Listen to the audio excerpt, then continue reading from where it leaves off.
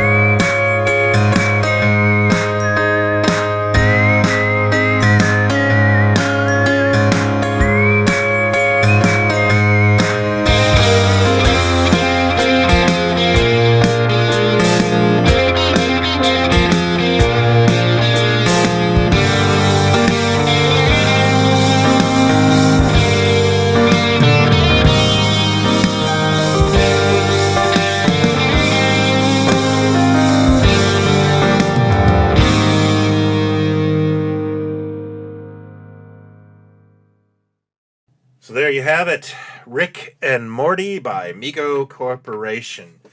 Let me give you my thoughts. First of all, the head sculpts. Now, when I originally saw these head sculpts, I thought they were actually pretty decent. I especially like the detail to the back of Rick's head. And I reached out to one of Mego's sculptors who actually works on the show, Andrew Koval. And I automatically assumed he would be the guy who got the job, and I wasn't totally wrong. He did sculpt the initial prototypes that were very quickly seen at a couple of events. But he told me that the approvals process was going to slow things down, and Adult Swim just provided 2 pre-approved sculpts to Mego to make the figures come out a little sooner. That would explain the Morty expression being an odd choice for Mego. However, I do think they're pretty on point. The one issue I think a lot of people will have with them is the coloration. Now, in terms of Rick, I don't think he's actually that far off from the show's coloration, especially if you look at other action figures of Rick. I never realized how sickly he actually looks. And I think that the juxtaposition is actually from the Morty, which seems like Morty's been tanning. Now, in photos that I've seen online, I found him to be darker than he actually is in real life. In real life, like when I'm looking at him here, it's really not that jarring, but it does seem to come out in photos. Morty is on the child body, and what I do like is that he can actually hold his portal gun. It takes a little doing, but it's not a saga. I did it in the first 30 seconds, even though I think these hands are really not meant to hold things. Speaking of which, the portal guns are an amazing accessory, and I love them. I think I would have been disappointed if the figures didn't come with them, and I'm glad they are, and it's just that extra added touch that I like. It brings a little dimension to the characters, and, I think the portal guns are neat. Rick is on one of these bandless bodies, and my only issue with him was he was all, like, twisted about with backwards elbows and backwards knees, but I sussed that out pretty quickly. I like his outfit. It's very simple. It's very basic, just like the show. Of the two, I would actually consider him my favorite. And as you can tell here, the main reason I bought these was to have a bit of fun with them. I like the characters, and they cross into so many genres that I could put them in any of my displays, and I'm glad to have them. I will say that I really don't have a lot of desire for other characters from the Rick and Morty range. I mean, I like a lot of the characters on the show, and I totally would buy like a bird person, but I really don't see a lot of characters that are either that interesting or that would lend themselves to the Mego format. Like one of my favorite characters is Steely, which is just a little aside in one of the episodes. And I can't see Mego making that. I can't see them making Mr. Poopy Butthole. And nobody wants a Jerry action figure, do they? I did not find these at retail. I bought them from Entertainment Earth, which is one of our sponsors. But I know as well there's other good vendors who have them, like Absolutely Retro. He's a great guy.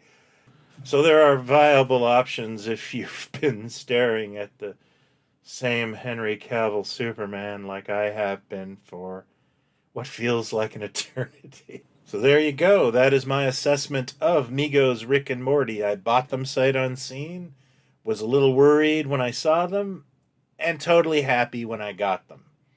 Do with that information what you will. Thank you as always for watching, especially if you made it all the way to the end. That really helps out the channel. If you're new to this, please consider hitting like or subscribe or showing a friend. I'd really appreciate it.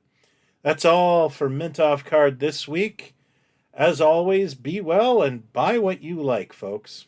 Cheers.